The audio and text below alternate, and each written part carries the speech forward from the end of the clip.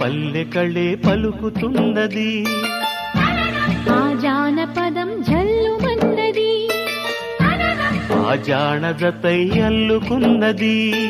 మొగలి పువ్వు మహారాజుకి మొదటి కానుక, ఎదను పరిచి వేసేయన ప్రణయ వేదిక. మల్లె నవ్వు మారాణి ఈ గొల్ల గోపిక, మూగ మనసు వింటున్నది మురళి గీతిక.